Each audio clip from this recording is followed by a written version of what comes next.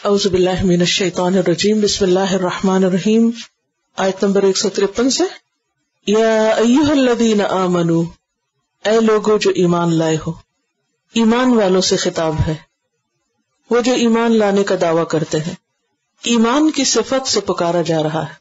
ایک انسان کے اندر بہت سی صفات ہوتی ہیں، بہت سی کوالٹیز ہوتی ہیں، بہت سی چیزیں ہوتی ہیں، بہت سے کام ہیں جو وہ کرتا ہے. لیکن یہاں کس کام سے، کس نام سے پکارا جا رہا ہے؟ ایمان کے. کیوں؟ اس لیے کہ کسی انسان کی سب سے بہترین صفت، سب سے بہترین پہچان کیا ہے؟ کہ وہ اپنے خالق کو مانتا ہے، اس پر ایمان رکھتا ہے، اس کی بات مانتا ہے. اللہ کے نزدیک بندوں کی محبوب ترین صفت کیا ہے؟ ایمان. حالانکہ ہم نماز بھی پڑھتے ہیں تو یہ نہیں کہا اے نماز پڑھنے والو، یہ نہیں کہا کہ اے روزہ رکھنے والو، اے حج کرنے والو، کیونکہ ایک تو یہ کہ ان کی تعداد اور بھی کم ہو جاتی ہے، اور دوسرا یہ ہے کہ ان ساری چیزوں میں سے سب سے اوپر ٹاپ پر ایمان ہے. ایمان ہے تو باقی سب کچھ ہے، نماز روزہ بھی قبول ہے، اگر ایمان نہیں تو وہ بھی فائدہ نہیں دیتا. تو اس لیے ہمیں نعمت ایمان پر کیا کرنا چاہیے؟ شکر، اور اس کی قدر، اس کی اہمیت جاننی چاہیے کہ اللہ کا احسان ہے کہ اس نے ہمیں ایمان دیا ہے، اور اس کی حفاظت کرنی چاہیے، اس کی فکر کرنی چاہیے. اور ایمان ہو تو باقی عمل بھی ہوتے ہیں. اس لیے ایمان کے صفت سے مخاطب کر کے فرمایا یا ایھا الذین آمنوا استعینوا، مدد مانگو، بالصبر، صبر سے، والصلاۃ، اور نماز سے. صبر اور صلاۃ سے یعنی اس کے ساتھ اللہ سے مدد طلب کرو، کیونکہ یہ دنیا، اس دنیا میں انسان کی زندگی ہر طرح کی مشکلات سے گھری ہوئی ہے. انسان کے راستے میں بہت سی پگڈنڈیاں ہیں، اونچ نیچ ہے، اور انسان کمزور پیدا کیا گیا ہے. مشکلات کی وجہ سے انسان گھبرا اٹھتا ہے. تو ایسی صورت میں انسان کو پھر کرنا کیا چاہیے؟ اللہ سے مدد مانگنی چاہیے، جس کا اظہار ہم ہر روز سورۃ الفاتحہ میں نماز میں کرتے ہیں. ایاک نعبد و ایاک نستعین، تیری ہی صرف ہم عبادت کرتے ہیں، کیونکہ عبادت مشکل کام ہے، اس لیے تجھی سے مدد چاہتے ہیں. تو ایمان کی حفاظت کے لیے کیا ضروری ہے؟ صبر اور نماز ضروری ہے، ورنہ انسان اپنے ایمان کو بچا نہیں سکتا. اور صبر کیا ہے؟ ثابت قدم رہنا، اپنے نفس پہ قابو پانا، اپنے آپ کو روک کے رکھنا، اپنے جذبات پہ قابو پانا، تقدیر پہ شکوہ نہ کرنا. تو ذکر اور شکر جس کا پچھلی آیت میں حکم دیا گیا، یہ اسی وقت ہو سکتا ہے جب انسان کے اندر صبر اور صلاۃ ہو، ورنہ اس حکم پر عمل نہیں ہو سکتا. استعینوا بالصبر والصلاۃ، اور صبر کا ذکر یہاں صلاۃ سے بھی پہلے کیا گیا، کیونکہ صبر زیادہ مشکل کام ہے. اگر جو صلاۃ بھی مشکل ہے، جیسے پیچھے آیا نا وَإِنَّهَا لَكَبِيرَةٌ إِلَّا عَلَى الْخَاشِعِينَ، کہ وہ بڑی چیز، بھاری چیز ہے، گراں ہے، مشکل ہے، مگر خاشعین پر. تو اسی طرح صبر بھی مشکل ہے، لیکن جو صبر کرنا چاہے اللہ اس کو صبر دے دیتا ہے. تو یہاں صبر کرنے کا حکم دیا جا رہا ہے. ان اللہ مع الصابرین، پھر اس کی جزا بتائی گئی کہ صبر کا فائدہ کیا ہوگا؟ تمہیں اللہ کی مدد نصیب ہوگی، بے شک اللہ صبر کرنے والوں کے ساتھ ہے. پہلی بات یہ ہے کہ ایمان ہو تو صبر ہوگا. ایمان کی نشانی ہے صبر. جو شخص صبر کرتا ہے وہ کس بات کا اظہار کرتا ہے؟ یعنی زندگی میں مشکلات تو ہوں گی، جب مشکل آتی ہے اور انسان نیگیٹولی ریئیکٹ نہیں کرتا، اپنے آپ کو تھام لیتا ہے، اپنے جذبات کو کنٹرول کر لیتا ہے، اللہ سے گلہ شکوہ نہیں کرتا، بہت اچھی طرح اپنے آپ کو پیش کرتا ہے، عملی مثال ہے. ایسی صورت میں صبر کرنا کیا ہے؟ ایمان کی نشانی. کیونکہ جب ایمان ہوتا ہے تو پھر کیا ہوتا ہے؟ یقین اور اعتماد ہوتا ہے انسان کے اندر. اللہ پر بھروسہ ہوتا ہے کہ اللہ میری مدد ضرور کرے گا، اللہ اس مشکل میں سے راستہ نکالے گا، یا اس مشکل کا بھی کوئی مقصد ہے اور اس میں سے بھی کچھ نہ کچھ خیر نکلے گی، لہذا وہ ایمان اس کو صبر کرنے والا بنا دیتا ہے۔ اور پھر یہ ہے کہ اگر کسی کو صبر مل جائے تو صبر سے بڑھ کر کوئی چیز نہیں۔ حدیث میں آتا ہے وَمَا أُعْطِيَ الْإِنسَانُ عَطَاءً أَحْسَنَ وَأَوْسَعَ مِنَ الصَّبْرِ، انسان کو صبر سے بڑھ کر کوئی بھی چیز، کوئی بھی عطیہ، کوئی بھی تحفہ زیادہ بہتر اور زیادہ وسیع نہیں ملا۔ یعنی صبر سب سے بڑا اور بہترین تحفہ ہے جو کسی بھی انسان کو مل جائے اللہ کی طرف سے۔ اور صبر کیوں ضروری ہے؟ اس لیے کہ صبر کے بغیر چارہ ہی نہیں۔ جب کوئی مشکل آتی ہے تو دو ہی راستے، یا صبر کرے اور یا نہ کرے، ناراض ہو۔ لیکن ناراض ہونے سے کیا ہوتا ہے؟ مسئلہ حل ہو جاتا ہے؟ نہیں۔ مشکل آسان ہو جاتی؟ نہیں۔ واویلا کرنے سے کیا مسائل کم ہو جاتے؟ نہیں۔ تو اس لیے صبر نہایت ضروری ہے، اور صبر کا کوئی آلٹرنیٹ نہیں ہے۔ انسان جو چاہے کرے، لیکن جو کام صبر اور انتظار سے ہوگا وہ اسی راستے سے ہوگا، کسی اور راستے سے ہو نہیں سکتا۔ اور چونکہ انسان کو دنیا میں آزمائش کے لیے بھیجا گیا ہے، اس لیے آزمائشیں تو آئیں گی، ان سے انسان بھاگ نہیں سکتا۔ تو ان آزمائشوں کو فیس کرنے کے لیے یہاں طریقہ بتایا جا رہا ہے کہ پھر کیا کرو؟ صبر کرو۔ یہ بھی کہا گیا کہ وَعْلَمْ أَنَّ النَّصْرَ مَعَ الصَّبْرِ، یاد رکھو کامیابی صبر ہی کے ساتھ ہے، صبر کے بغیر کامیابی نہیں۔ وَأَنَّ الْفَرَجَ مَعَ الْكَرْبِ، اور وسعت سختی اور تنگی کے ساتھ ہے، کرب کے ساتھ ہے۔ یعنی جب انسان تکلیف سے گزرتا ہے تو اس کے بعد ہی وسعت پیدا ہوتی ہے۔ وَأَنَّ مَعَ الْعُسْرِ يُسْرًا، اور عسر کے ساتھ یسر ہے، تنگی کے ساتھ آسانی ہے۔ اور یہ حقیقت ہے کہ صبر کے ساتھ کام آسان ہو جاتے ہیں، کیونکہ صبر کرنے والوں کے ساتھ اللہ ہوتا ہے۔ ان اللہ مع الصابرین، اللہ کی مدد حاصل ہو جاتی ہے انسان کو۔ جس کو اللہ کی مدد مل جائے پھر اس کے لیے کوئی چیز مشکل نہیں رہتی، اور انجام بھی بہت اچھا ہوتا ہے۔ سورۃ الزمر آیت 10 میں آیا انما یوفی الصابرون اجرہم بغیر حساب، بے شک صبر کرنے والے اپنا اجر بغیر حساب کے پائیں گے، یعنی بے شمار، انلمیٹڈ۔ دوسرے لوگ ان کو دیکھ کر تمنا کریں گے کہ کاش ہمیں بھی دنیا میں کوئی مشکل آتی اور ہم بھی اسی طرح صبر کرتے اور ہمیں بھی یہ اجر اور یہ مقام ملتا جو ان کو ملا ہے، لیکن دنیا میں انسان صبر کر نہیں سکتا۔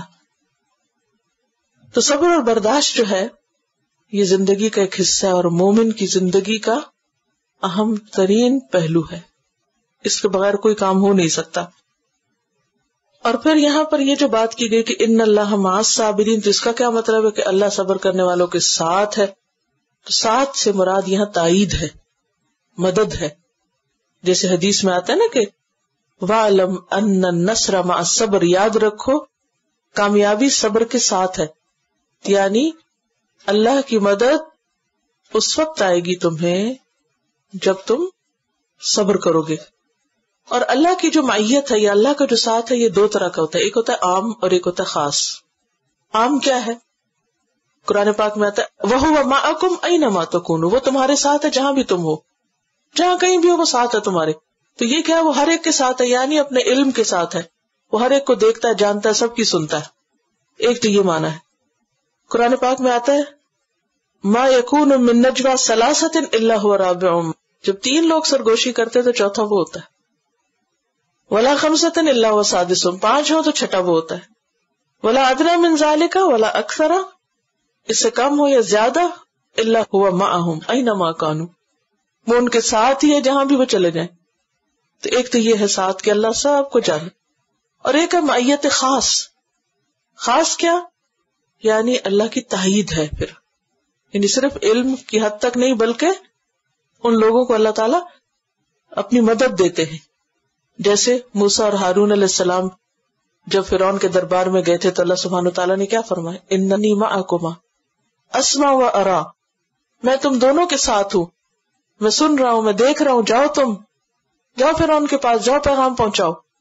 کتنا خوف کا وقت ہوتا ہے. تو اس وقت انسان کے اندر یہ اعتماد کہ اللہ میرے ساتھ ہے، انسان کو بڑے سے بڑے کام پر رسک لینے پہ مجبور کر دیتا ہے. یعنی انسان کے اندر ایک یقین اور اعتماد کی کیفیت آ جاتی ہے. اور پھر اسی طرح نبی صلی اللہ علیہ وسلم نے حضرت ابوبکر سے کہا تھا لا تحزن ان اللہ معنا. تو کیا مطلب ہے؟ اللہ کی مدد ہمارے ساتھ ہے، کوئی دشمن ہمیں نقصان نہیں دے سکتا. تو جو لوگ صبر کرتے ہیں وہ کیا پاتے ہیں؟ اللہ کی خاص رحمت سے حصہ پاتے ہیں اور اللہ کی مدد ان کو نصیب ہوتی ہے اور ان کے کام بن جاتے ہیں.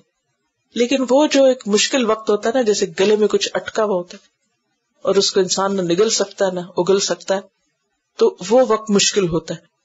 لیکن کبھی ایسا نہیں ہو کہ کسی گلے میں کچھ اٹکا تو وہ اٹکا ہی رہ گیا، یا وہ انسان کوشش سے نگل لیتا ہے یا پھر اگل دیتا ہے. تو صبر کیا ہے کہ اس کو نگل جائے، پی جائے انسان. اور اس کے ساتھ ساتھ صلات بھی ضروری ہے، اور صلات دراصل صبر میں مددگار ہے. صبر صلات کے ذریعے آتا ہے. نبی صلی اللہ علیہ وسلم کا طریقہ کیا تھا؟ جب آپ کو کوئی مشکل پیش آتی تو آپ کیا کرتے؟ فوراً نماز کی طرف دوڑتے. اذا حزبہ امر فزع الی الصلاۃ، بخاری کی حدیث ہے کہ جب آپ کو کوئی مشکل پیش آتی تو نماز کی طرف دوڑ پڑتے. اور ویسے تو دن میں 5 دفعہ انسان نماز ادا کرتا ہے، لیکن خاص نماز بھی پڑھی جا سکتی ہے جس کو صلاۃ حاجت عام طور پہ بولتے ہیں. اور اس کا طریقہ کیا ہے کہ جب انسان کو مشکل پیش آئے وضو کرے، مصلی بچھائے اور اللہ سے مانگے، کیونکہ اللہ نے خود کہا مدد مانگو نماز کے ساتھ. اچھا، ہمیں جب کوئی مشکل پیش آتی ہے تو ہمارا طریقہ کیا ہوتا ہے؟ یا تو غم کے مارے بیٹھ جائیں گے، ڈپریشن کا شکار ہو جائیں گے، آئسولیٹ ہو جائیں گے، کہیں چھپنے کی کوشش کریں گے، لوگوں سے ملنا جلنا چھوڑ دیں گے، یا لوگوں سے ملیں گے تو شکوے شکایتیں کرتے رہیں گے، یا پھر یہ ہے کہ ان کے اوپر بھروسہ کر لیں گے کہ یہ ہمارا کچھ سنوار دیں گے، یا پھر یہ کہ تھوڑے سے کچھ مزید نیک لوگ جو بزرگ ہوتے ہیں ان کے اوپر توکل کر کے بیٹھ جائیں گے، ان سے مدد مانگیں گے، یا پھر وظیفوں کا سہارا لیں گے. قرآن کیا کہتا ہے؟ کیا کرو؟ وظیفہ پڑھو، صبر اور صلات. صبر کرو، انتظار کرو. صبر کیا؟ انتظار کرو، ٹھہر جاؤ، اچھے رویے کا مظاہرہ کرو، مشکل گزر جائے گی، اور اللہ کو یاد کرو. صلات اصل میں کیا ہے؟ اللہ کا ذکر ہے، اللہ کے سامنے کھڑے ہونا ہے، اللہ سے بات کرنا ہے، اللہ سے دعا کرنا ہے. اور خاص طور پر نفل نماز پڑھ کے سجدے میں دعا کرے، کیونکہ سجدے میں انسان اللہ کے قریب ترین ہوتا ہے اور اس وقت انسان کی دعائیں سنی جاتی ہیں. تو یہ چیز پلے باندھ لے. کوئی مشکل ہو بندوں سے کہنے کی بجائے سب سے پہلے اللہ کی طرف دوڑے. نبی صلی اللہ علیہ وسلم کا طریقہ یہی تھا. اس کے آگے روئے، اس سے مانگے. ہر چیز پہ وہ قادر ہے، سب کچھ وہ کر سکتا ہے. اور اگر یہ سمجھنا ہے کہ کرے کیا، تو اس وقت اللہ سے فیصلہ مانگے. یا اللہ تو مجھے راستہ دکھا کہ مجھے کدھر جانا ہے، کیا کرنا ہے. تو ہر غم، بیماری، تکلیف، پریشانی، دکھ، ڈپریشن، ہر چیز میں اس کی طرف رجوع.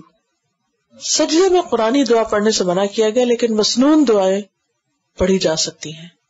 اور مسنون دعاؤں میں جیسے کتاب بھی ہے ایک مسنون دعاؤں کی، اور اس کے علاوہ اگر اور کچھ نہیں آتا تو اللہم اغفر لی، اللہم اغفر لی، اللہ مجھے معاف کر دے. کیونکہ جب انسان کے گناہ معاف ہوتے ہیں تو اللہ کی رحمتیں نازل ہوتی، کیونکہ اللہ اور بندے کے درمیان گناہ کیا ہے؟ ایک رکاوٹ، آڑ. تو انسان اگر کوئی اور دعا نہیں بھی سجدے میں آتی اس کو تو استغفار کرتا رہے. دیکھیں ہماری جتنی بھی پرسنل دعائیں نا وہ سب نبی صلی اللہ علیہ وسلم کے الفاظ میں موجود ہیں. یہ الگ بات ہے کہ ہم نے ایکسپلور نہیں کیا، سب کچھ وہاں موجود ہے. تو مسنون دعائیں اگر آپ پڑھیں تو آپ کو پتہ چلے گا کہ کوئی نہ کوئی دعا آپ اپنے لیے مارک کر سکتے ہیں کہ آپ کیا چاہتے ہیں. جی جب بھی مانگی جائے اس میں آپ دیکھیے کہ نبی صلی اللہ علیہ وسلم کی نماز کی حالت میں مانگی ہوئی کئی دعائیں. اور ایک مشہور دعا سبحانک اللہم ربنا وبحمدک اللہم اغفر لی، یہ نبی صلی اللہ علیہ وسلم سجدے میں مانگا کرتے. اور اگر یہ ساری نہیں بھی آتی تو اللہم اغفر لی، استغفر اللہ، یا حی یا قیوم برحمتک استغیث. نبی صلی اللہ علیہ وسلم بدر کے موقع پر یہی دعا پڑھ رہے تھے سجدے میں کیونکہ جب اللہ کی رحمت آ گئی تو سب مسئلے حل ہو جائیں گے. کیونکہ پرسنل دعا کو ذہن میں رکھ لیں اور زبان سے کیا بولتے رہے, یا حیو یا قیوم برحمتک استغیث, تو انشاءاللہ اللہ تعالیٰ کی رحمت آئے گی. استغیث اپنے لیے استغیث کہتے ہیں, اور بہت سارے لوگ ہوں جیسے پوری فیملی کا معاملہ ہو کوئی تو نستغیث. ولا تقولوا, اور نہ تم کہو لمن یقتل فی سبیل اللہ اموات, ان کے لیے جو اللہ کے راستے میں قتل کیے جائیں مردہ. اللہ کی راہ میں مارے جانے والوں کو مردہ نہ کہو. اب اس کا پچھلے آیت سے کیا کنیکشن ہے کہ سب سے بڑی مشکل کیا ہوتی ہے, سب سے بڑی تکلیف موت, سب سے بڑا نقصان موت کی شکل میں ہوتا ہے. اب اس وقت بھی تم ایسے الفاظ نہ بولو جس سے انسان کا حوصلہ مارا جائے. اب صبر کا طریقہ بتایا جا رہا ہے ایک عملی مثال سے. جب کوئی مشکل آئے, کوئی تکلیف آئے, تو منفی الفاظ نہ بولیں, نیگیٹو تھنکنگ کو ختم کریں, زبان سے بد دعائیں نہ دے کسی چیز کو. ایک شخص نے ہوا سے اس کا کپڑا اڑ گیا تو اس نے ہوا کو بد دعا دی. آپ صلی اللہ علیہ وسلم فرمایا کہ ہوا کو بد دعا مت دو کیونکہ وہ تو اللہ کی طرف سے مامور ہے, اس کا کیا قصور ہے. تو یہ ہے کہ انسان کے اوپر جب کوئی ٹریجڈی, کوئی ڈیزاسٹر, کوئی مصیبت آتی ہے تو عموماً جو سبب بنتا ہے یا کوئی چیز ہوتی ہے انسان اس کو برا بھلا کہنے لگتا ہے. کوئی چیز گر گئی, لگ گئی, ٹوٹ گئی تو بس منہ سے منفی الفاظ. تو یہاں پر آپ دیکھیے کہ صبر کیا ہے, زبان سے منفی الفاظ کو نہ بولنا, اور اس سے آدھا غم دور ہو جاتا ہے جب آپ مثبت لفظ بولنا شروع کر دیتے نا. جیسے بچے کو چوٹ لگی تو آپ کیا کہتے ہیں, رو, آپ کہتے ہیں نہیں کوئی بات نہیں, ٹھیک ہو جائے گا, تو کچھ بھی نہیں. یہ کیوں کہتے ہیں؟ تاکہ اس کا حوصلہ بلند ہو. تو یہی ہے صبر سے مدد لینا, کہ انسان اس وقت منفی الفاظ نہ بولے. ولا تقولوا لمن يقتل في سبيل الله اموات, اللہ کے راستے میں مارے جانے والوں کو مردہ نہ بولو. حالانکہ مر تو چکے ہوتے. جو شہید ہوتا ہے حصی طور پر تو مر جاتا, تبھی تو قبر میں ڈالتے, لیکن اس کے باوجود کیا کہا گیا, مردہ نہیں بولنا ان کو. بل احیاء, بلکہ وہ زندہ ہیں. ایک اور جگہ پر آتا ہے بل احیاء, بلکہ وہ زندہ ہیں. عند ربہم, انہیں رب کے پاس. یرزقون, رزق دیے جاتے ہیں. فرحین, خوش ہیں. بما آتاہم اللہ من فضلہ, جو اللہ نے ان کو اپنے فضل سے دے رکھا ہے. تو اللہ کے راستے میں جو شہید ہوں ان کو مردہ نہ کہو. وہ اللہ کے ہاں رزق پاتے ہیں, وہ بہت خوش ہیں. ایک حدیث میں آتا ہے شہداء کی روحیں سبز پرندوں کے جسم میں ہوتی ہیں, اور ان کے لیے عرش کے ساتھ کچھ قندیلیں لٹکی ہوئی ہیں. یہ روحیں جنت میں جہاں چاہتی ہیں سیر کرتی پھرتی ہیں, پھر ان قندیلوں میں واپس آ جاتی. اور یہ صحیح مسلم کی حدیث ہے. تو اللہ کے راستے میں جو لوگ دشمن کے ہاتھوں مارے جائیں ان کو تم مردہ نہ کہو. وَلَٰكِن لَا تَشْعُرُونَ, وہ زندہ ہے لیکن تم کو شعور نہیں. تو اس سے کیا پتا چلتا ہے کہ ان کا معاملہ علم غیب سے تعلق رکھتا ہے. ان کی موت خاص موت ہے. ایک ہوتی عام موت جو ہر زندہ کو آتی, اور ایک ہے خاص موت جو آتی تو شہیدوں کو بھی ہے لیکن وہ عام موت سے فرق ہے. عام مردوں کی نسبت ان سے معاملہ فرق کیا جاتا ہے. ایک ہے موت مطلق. مطلق کیا ہوتا ہے؟ Complete death. اور ایک ہے شہید کی موت جو بظاہر موت ہے لیکن حقیقت میں حیات ہے, زندگی ہے. لیکن کیسی زندگی ہے؟ ہمارے جیسی نہیں. اب آپ دیکھیے, ایک ہے زندگی اور ایک ہے موت, اور ایک ہے ان دو کے بیچ کی چیز. ٹھیک, زندگی کیا ہے؟ جیسے ہمیں ملی ہوئی. موت کیا ہے؟ جیسے وہ لوگ جو جا چکے دنیا سے. اب ان کے بیچ کی چیز ہے جو شہیدوں کے لیے, وہ کیا ہے؟ بظاہر نہ ہمارے جیسی زندگی اور نہ مرنے والوں جیسی موت, وہ ایک تیسری چیز ہے. وہ کیا ہے؟ اللہ تعالیٰ فرماتے وَلَٰكِن لَا تَشْعُرُونَ, تمہیں نہیں پتا وہ کیا ہے. تو جو چیز ہمیں نہیں پتا اس کے بارے میں ہمیں خاموشی رہنا چاہیے. اس کو نہ دنیا کے زندہ لوگوں جیسی زندگی بتانی چاہیے اور نہ مرنے والوں کی موت کی طرح ان کی موت بتانی چاہیے. اس کو تیسری زندگی کہتے ہیں حیات برزخ. یہ کیا ہے؟ برزخ کی زندگی. اچھا برزخ جو ہے یہ علم غیب سے تعلق رکھتا ہے. مرنے کے بعد روحیں کہاں ہوتی ہیں؟ برزخ میں. حالانکہ ہر مرنے والے کے جسم میں جب وہ قبر میں دفن کیا جاتا ہے تو اس کی روح لوٹائی جاتی ہے اور اس سے اٹھا کے بٹھا کے سوال جواب ہوتے. صحیح احادیث سے ہمیں پتہ چلتا ہے. لیکن اس کے بعد ان کی روحوں کے ساتھ کیا معاملہ ہوتا ہے, وہ کہاں رکھی جاتی ہیں, اللہ عالم. ہاں شہیدوں کے بارے میں صاف بتا دیا گیا کہ وہ جنت میں پہنچ جاتی ہیں اور وہ سیر کرتی پھرتی ہیں اور وہ کھاتی پیتی ہیں اور ان کو ایک اور مزے کی زندگی مل جاتی ہے. لیکن اس سے زیادہ ہمیں کچھ پتہ نہیں وہاں کیا ہوتا ہے. یہ علم غیب ہے, ہمیں صرف ایمان لانا ہے, لیکن اس کی کوئی اس سے زیادہ انٹرپریٹیشن نہیں کر سکتے. اس آیت سے چند باتیں ہمیں پتہ چلتی ہیں. ایک تو یہ ہے کہ جو اللہ کے راستے میں مارا جائے وہ شہید ہوتا ہے, زندہ ہوتا ہے. اور اللہ کے راستے سے مراد کیا ہے؟ من قاتل لتکون کلمۃ اللہ العلیٰ, جو اس لیے اپنی جان دے کہ اللہ کے نام کو بلند کرے, وہ شہید ہوتا ہے. کون ہوتا ہے شہید؟ جو اللہ کے نام کو بلند کرے. اچھا ہمارے ہاں تو ہر دوسرے بندے کو شہید کہنا شروع کر دیتے, چاہے کوئی اپنے نام کو بلند کرنے کے لیے مرے, شہرت کے لیے مرے, اسے بھی شہید کہتے ہیں. تو اصل شہید کون ہے؟ یہ اللہ نے ہمیں بتا دیا کہ جو اللہ کا نام بلند کرنے کے لیے, اور اس کے بعد اللہ ہی جانتا ہے کچھ لوگوں کے بارے میں جو کچھ بیماریاں ایسی ہیں جن کے یہ پیٹ کی بیماری سے کوئی مرے یا کوئی ڈوب جائے تو ان کے لیے بھی شہید کا لفظ, یا عورت جو ہے بچے کی پیدائش میں مر جائے تو اس کے لیے بھی عام مردوں سے بڑا اجر ہے, کیونکہ ان کی موت جو ہے وہ غیر معمولی طریقے پر ہوئی. لیکن اصل شہید کون ہے؟ جو اللہ کے نام بلند کرنے کے لیے دنیا سے جائے. درجات ہیں, لیولز ہیں شہادت کے. دوسری بات یہ ہے کہ شہید جو ہے وہ ان کی زندگی کا ثبوت ہمیں ملتا ہے اس آیت سے. تیسرا یہ ہے کہ ان کے عمل کا بے پناہ اجر ہے, ان کی عظمت کا بیان ہے یہاں. اور پھر یہ ہے کہ اصل میں تو یہ سمجھایا گیا ہے کہ تم مشکل سے مشکل وقت میں بھی زبان سے کیا نہ نکالو, ایسے لفظ نہ نکالو کہ جس سے حوصلہ ٹوٹے. کیونکہ ایک تو انسان کی چیز جاتی ہے اوپر سے, اس کا morale بھی ڈاؤن ہو جاتا ہے, جو ہے اس کے بھی فائدے سے محروم ہو جاتا ہے. تو کوئی بتائے گا کہ ون سنگل لیسن جو آپ نے شاید سے سیکھا ہو, کیا سیکھا ہے, اپنے لیے کیا پایا اس میں سے؟ برے الفاظ سے یا تکلیف دہ الفاظ سے یا نیگیٹو ورڈ سے ہیں, نیگیٹو لینگویج سے پرہیز کریں. عام طور پہ آپ نے دیکھو کہ لوگ بات چھوٹی ہو تو اس کو اتنا بڑھا چڑھا دیتے, ذرا سی کوئی مشکل ہے اب پتہ نہیں کیا ہوگا, معلوم نہیں کیا ہوگا. وَلَنَبْلُوَنَّكُمْ, اور البتہ ہم ضرور آزمائیں گے تم کو, امتحان لیں گے تمہارا.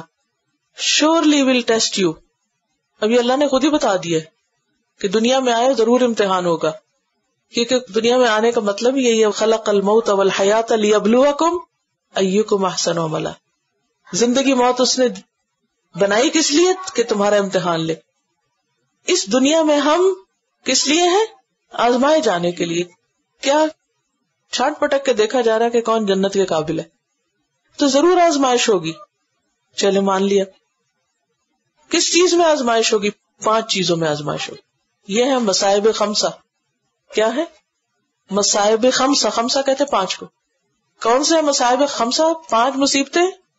بشیء, کسی بھی چیز کے ساتھ, تھوڑی یا زیادہ. من الخوف, خوف میں سے. نمبر 1 ہے خوف.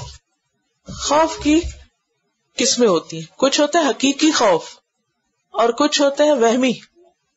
کچھ ہے حقیقی خوف, یعنی they are there, you have to be fearful. اور کچھ کیا ہے ہمارے ذہن کی تخلیق. کس کس چیز سے ڈرتے ہم؟ اندھیرے سے, اور سانپ سے, بلی سے, کتے سے, کاکروچ سے, چھپکلی سے, اور جن بھوت سے, اور مستقبل کے حالات سے, دنیا کے حالات سے, لوگوں سے. جی ہاں, لوگوں کا خوف. مرنے سے. کتنے خوف ہیں, اگر آپ لسٹ بنائیں تو ایک وقت لگے. اور کچھ تو ہر وقت دل میں شیطان کچھ نہ کچھ وسپر کرتا رہتا ہے, وہ بے وجہ کے خوف پڑے رہتے ہیں. تو اللہ کہتا ہے کہ آزمائے ضرور جاؤ گے. سب سے پہلی چیز جس میں پڑتا ہے انسان وہ خوف ہے. ذرا سا بچہ بڑا ہوتا ہے نا, ہوش سنبھالنے لگتا ہے, تو سب سے پہلے جو مصیبت اس پہ آتی ہے وہ کیا؟ خوف. ڈراتے ہیں لوگ، لیکن حقیقت میں تو صرف اللہ ہی سے ڈرنا چاہیے. اور باقی طبعی خوف ہے، سانپ کا ڈر، یہ کوئی ایسی بری بات نہیں ہے کہ حضرت موسیٰ علیہ السلام بھی عصا سے ڈر گئے تھے.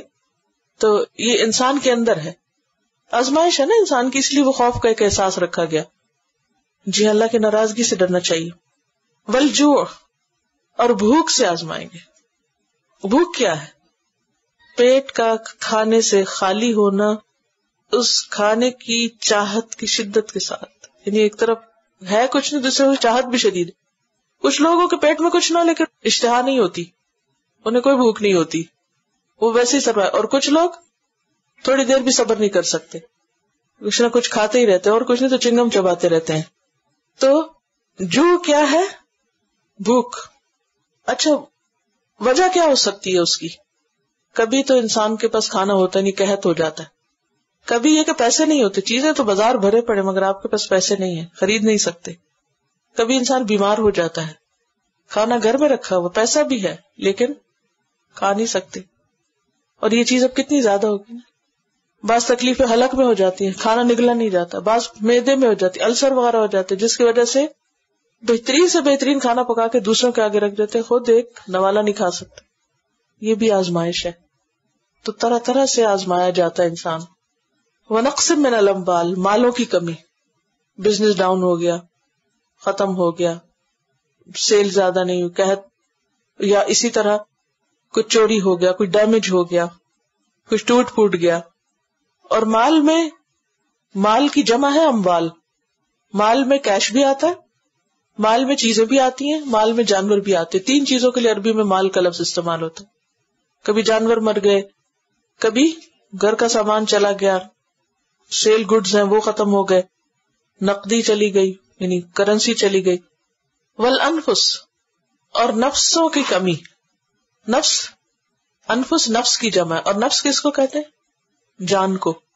اور جان میں کمی کس طرح آتی ہے؟ جیسے بیماری اور موت. اچھا بیماریوں میں کبھی وبائی امراض پھیل جاتی ہیں، وائرسز پھیل جاتے ہیں، ہلاکت خیز بیماریاں، برڈ فلو کا کتنا خوف ہے انسانوں کو. تو یہ کمی ہوتی رہے گی، اس کا نقصان بھی ہوگا. والثمرات، اور پھلوں کی کمی. کبھی پھل آتے ہی کم ہے، پیداوار کم ہو جاتی. کبھی آتے ہیں لیکن خراب ہو جاتے ہیں، ڈسکارڈ کر دیے جاتے ہیں. کبھی کیڑا لگ جاتا ہے ان کو. ثمرات کا لفظ اولاد کے لیے بھی آتا ہے، تو اولاد کو کچھ نہ کچھ تکلیف ہوئی رہتی. کبھی بچے بیمار ہیں، کبھی کچھ ہے، کبھی کچھ ہے، کبھی ویسے ستاتے ہیں. وبشر الصابرین، ان سارے مواقع پر کیا کرو؟ صابرین کو خوشخبری سنا دو. کب؟ جب ڈر لگے، جب بھوک لگے، جب مال کھو جائے، جب کوئی بیماری آ جائے، جب کوئی کمائی ہوئی چیز، کوئی اولاد یا پھل وغیرہ میں سے یا کھانے پینے کی چیزوں میں کمی ہو جائے، تو اس وقت انسان نیگیٹو باتیں نہ کرے، پریشان نہ رہے، غلط باتیں نہ کرے، غلط رویہ اختیار نہ کرے، مسائل کے حل کے لیے غلط طریقے اختیار نہ کرے. تو ایسے لوگ جو ٹھہر جائیں، انتظار کریں اس بات کا کہ حالات بدل جائیں، ان کو کیا کرو؟ خوشخبری سنا دو. ان کے لیے گلیڈ ٹائیڈنگز ہیں. اور آپ دیکھیے کہ یہ جتنی بھی تکلیفیں ہیں نا، یہ صرف عام انسانوں پہ نہیں آتی، پیغمبروں پر بھی آئیں. بلکہ حدیث میں آتا ہے کہ جو اللہ کے جتنے قریب ہوتا ہے اللہ اس کو اتنا زیادہ آزماتا ہے. وہ قرب کا ذریعہ بنتی ہے آزمائش. جو راضی ہو جائے اللہ اس سے راضی، اور جو ناراض ہو اللہ اس سے ناراض. صابرین کون ہے؟ ان کی اب صفت بتائے گی. الذین اذا اصابتهم مصیبۃ، وہ لوگ کہ جب ان کو کوئی مصیبت آتی ہے، قالوا انا للہ وانا الیہ راجعون، وہ پکار اٹھتے ہیں کہ بے شک ہم بھی اللہ کے ہیں اور اللہ ہی کی طرف لوٹ کر جانے والے ہیں. یہ ہے صابرین. اس وقت نیگیٹو باتوں کی بجائے کیا بولتے ہیں؟ ہم اللہ کے ہیں، اللہ ہمارا مالک ہے، ہم اس کے بندے ہیں، وہ جو چاہے ہمارے ساتھ کر سکتا ہے، اور جانا بھی تو ہمیں اسی کی طرف ہے. وَإِنَّا إِلَيْهِ رَاجِعُونَ، یعنی آخرت میں اسی کی طرف پلٹنا ہے، کسی اور کی طرف تو نہیں جانا. جو دیا اسی نے دیا، جو لیا اس نے لے لیا، ہمارا تو کچھ تھا ہی نہیں، تو اس لیے ناراض ہونے کی تو ضرورت ہی نہیں. تو جو صبر کرے اس کے لیے خوشخبری ہے کہ جب وہ اللہ کے پاس واپس جائے گا تو اس سے بہتر پائے گا. اور جو اللہ کے فیصلے پہ راضی ہو گیا اللہ اس سے راضی ہو گیا. اور حدیث میں آتا ہے وَمَن سَخِطَ فَلَهُ السُّخْطُ، جو اللہ سے ناراض ہوا اللہ بھی اس سے ناراض ہو گیا. تو مشکل وقت میں انسان کو راضی رہنا چاہیے. دیکھیے کہ اس کے بھی درجے، صبر کے بھی درجے. پہلا تو ہے جو ناراضگی کا ہے کہ انسان مصیبت آئی تو انسان ناراض ہے، اور یہ کبیرہ گناہوں میں سے. اللہ ناراض ہوتا ہے اس شخص پر. حدیث میں آتا ہے لیس منا، وہ ہم میں سے نہیں. من ضرب الخدود، جو اپنے گال پیٹے، منہ پہ تھپڑ مارے. وہ شق الجیوب، اپنے کپڑے پھاڑے، گریبان پھاڑے، اس کام سے کوئی تعلق نہیں. وہ دعا بدعوى الجاہلیہ، اور جاہلیت کی پکارے. ایسا شخص جو مصیبت تکلیف کے وقت اپنے بال نوچے، کپڑے پھاڑے، ٹکرے مارے، نبی صلی اللہ علیہ وسلم فرمایا اس کام سے کوئی تعلق نہیں. چیخ پکار کرنا اور ایسی باتیں کرنا یہ جہالت کی علامت ہے، دین سے اس کا کوئی تعلق نہیں، لہذا اس سے بچنا چاہیے. یہ ہے ایک رویہ. دوسرا کیا؟ صبر کا. صبر کیا کہ انسان اپنے جذبات کنٹرول کر لے. آنکھوں سے آنسو بہیں لیکن زبان سے کوئی غلط بات نہ نکلے. جیسے نبی صلی اللہ علیہ وسلم کے بیٹے ابراہیم کی ڈیتھ ہوئی تھی تو اس وقت کیا ہوا تھا؟ رو رہے تھے. آپ کی آنکھوں سے صحابہ نے کہا آپ بھی روتے ہیں؟ فرمایا ہاں اے ابراہیم، ہم تیرے فراق جدائی پر غمگین ہیں، آنکھ آنسو بہاتی، لیکن زبان سے کوئی ایسی بات نہیں نکلے گی جو اللہ کو ناراض کرے. تو یہ کیا ہے؟ صبر.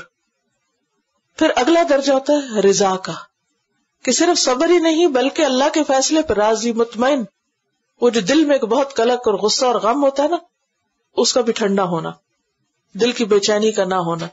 کوئی خبر سنے تو انسان کہے رضیت باللہ ربا، کوئی بات نہیں، اس میں خیر ہوگی، جو اللہ کی مرضی. کچھ لوگ مصیبت آنے پہ کیا کہتے؟ جو اللہ کو منظور تھا، انا للہ و انا الیہ راجعون.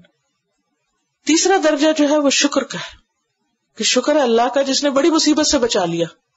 کچھ لوگ صرف صبر کرتے، کچھ رضامندی کا اظہار کرتے، اللہ ہم تیرے فیصلے پر راضی ہیں، تقدیر پر راضی ہیں، اور کچھ اس سے بھی آگے بڑھ جاتے ہیں، وہ مصیبت آنے پر بھی شکر کرتے ہیں.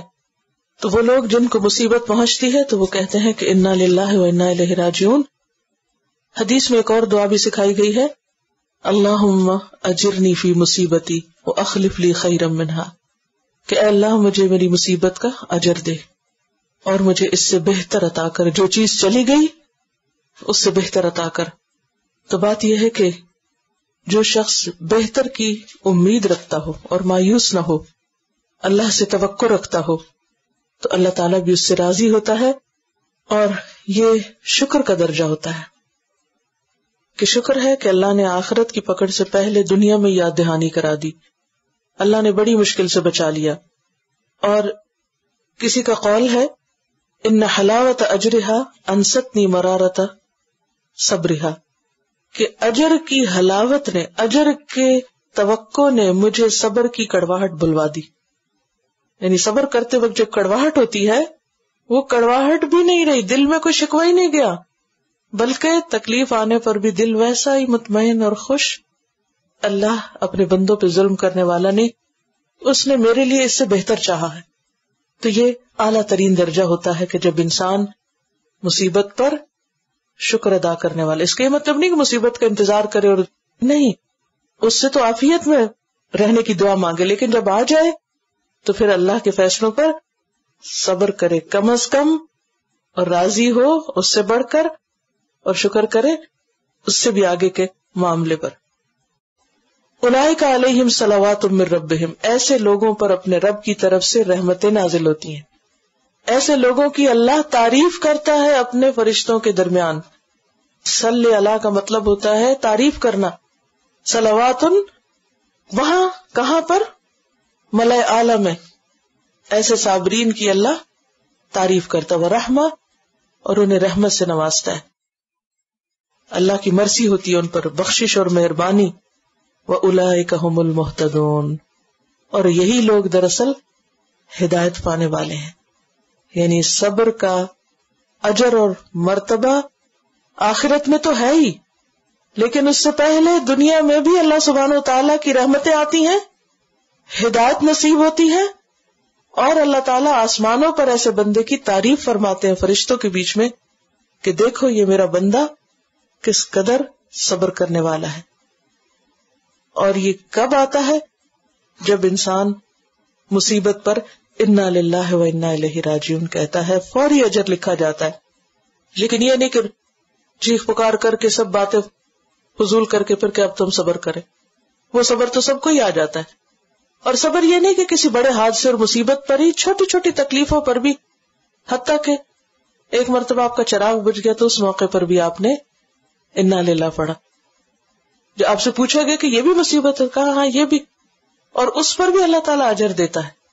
یعنی اگر وقتی طور پر کوئی پریشانی ہو، کوئی چیز گم جائے، کوئی بھی دکھ دینے والی چیز ہو، تو واویلا کرنے کی بجائے انسان فوراً اللہ کو یاد کر لے اور انا للہ و انا الیہ راجعون پڑھ لے. اور یہ جو بات ہے نا، اولئک علیہم صلوات من ربہم، صلواتیں سنانا اردو میں یہ منفی معنوں میں استعمال ہوتا ہے، نیگیٹو سینس میں استعمال ہوتا ہے، لیکن عربی میں صلوات جو ہیں یہ رحمتوں کے لیے استعمال ہوتا ہے اور تعریف کے لیے استعمال ہوتا ہے، الٹ ہو گیا. تو اولئک علیہم صلوات من ربہم، ایسے لوگوں پر رب کی رحمتیں ہیں. اور وہ کیا ہے؟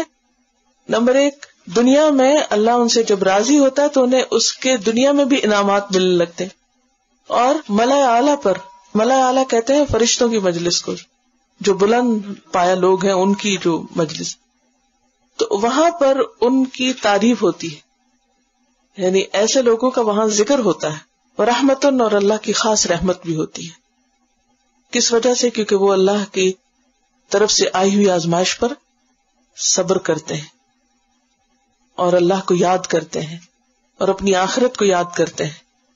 اور ایسے لوگ ہدایت پر ہیں. جیسے ابتدا میں سورۃ البقرہ کے ہم نے پڑھا تھا نا، اولئک علی ھدی من ربہم. تو یہاں بھی تکلیف آنے پر جو لوگ صبر کرتے ہیں، تو صبر بھی ایک عبادت ہے، اور صبر کرنے والے ہدایت پر ہیں. بے صبری سے انسان سیدھے راستے سے بھٹک جاتا ہے، اصل راستے کو چھوڑ دیتا ہے. تو گویا صابرین محتدین ہیں. محتدین کون ہوتا ہے؟ ہدایت پانے والے. اب صبر کی ایک اور مثال، ان الصفا والمروۃ من شعائر اللہ، بے شک صفا اور مروہ اللہ کی نشانیوں میں سے ہیں. صفا و مروہ 2 پہاڑیاں ہیں مکہ میں، حرم پاک یعنی خانہ کعبہ کے مشرق کی جانب. ان دونوں کے درمیان سعی کرنا واجب ہے. حج اور عمرہ نہیں ہوتا جب تک کہ کعبہ کے طواف کے علاوہ سعی نہ کی جائے. حدیث میں آتا ہے اسعوا، سعی کرو، فإن اللہ كتب علیکم السعی، بس بے شک اللہ نے تم پر سعی کو لکھ دیا، یعنی فرض کر دیا ہے، لازم ہے.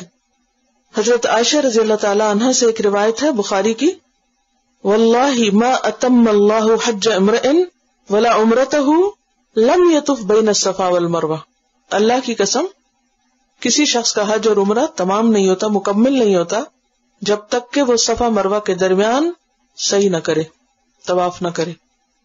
تو یہاں پر کیا فرمائے؟ ان الصفا والمروۃ من شعائر اللہ، صفا و مروہ اللہ کے شعائر میں سے ہے. فمن حج البیت، تو جو کوئی بیت اللہ کا حج کرے، او اعتمر یا عمرہ کرے، فلا جناح، تو اس پر کوئی گناہ نہیں، ان یطوف بہما، کہ وہ ان دونوں کے درمیان طواف کرے، یعنی 7 چکر لگائے. اب سوال یہ پیدا ہوتا ہے کہ ایک طرف تو کہا جا رہا ہے کہ صحیح لازم ہے، اور دوسری طرف یہاں یہ کیوں کہا جا رہا ہے کہ کوئی گناہ کی بات نہیں، حرج نہیں؟ تو بات یہ ہے کہ اسلام سے پہلے دور جاہلیت میں ان 2 پہاڑیوں پر 2 بت رکھے ہوئے تھے، اور لوگ ان بتوں کی پوجا کیا کرتے تھے، ان بتوں کا طواف کرتے تھے. نبی صلی اللہ علیہ وسلم نے جب توحید کی روشنی عام کی تو صحابہ کرام کو اس بات کی فکر ہوئی کہ کہیں ایسا تو نہیں کہ یہ دور جاہلیت کی یادگار ہے اور ان بتوں کے ماضی میں یہاں ہونے کی وجہ سے اس کی صحیح کرنا درست نہ ہو. تو وہ ان بتوں کی وجہ سے صحیح سے اعتراض کرنے لگے، یا ان کے دل میں ایک حرج ہوا. حرج کس کو کہتے ہیں؟ تنگی کو. تو اس پر یہ کلیریفائی کر دیا گیا کہ ایسا کرنا درست ہے، کیونکہ یہ دور جاہلیت کی یادگار نہیں، اس کا تعلق تو بہت پہلے سے ہے. اس عمل کی ابتدا تو بہت پہلے ہوئی تھی. کب ہوئی تھی؟ جب حضرت ابراہیم علیہ السلام حضرت ہاجرہ اور اسماعیل علیہ السلام کو مکہ میں لا کے آباد کیے تھے. آپ کو معلوم ہے کہ حضرت ہاجرہ حضرت سارہ کی کنیز تھی. سارہ کون ہے؟ ابراہیم علیہ السلام کی بیوی جو ہجرت کی تھی ان کے ساتھ. پھر انہوں نے ان سے شادی کی تھی اور شادی کرنے کے بہت عرصے تک ان کی اولاد نہیں ہوئی. یہ لوگ حران میں رہتے تھے. حران ایک علاقہ، مجھے وہاں جانے کا اتفاق ہوا، آج کل باؤنڈریز پر ہے سیریا اور ٹرکی کے.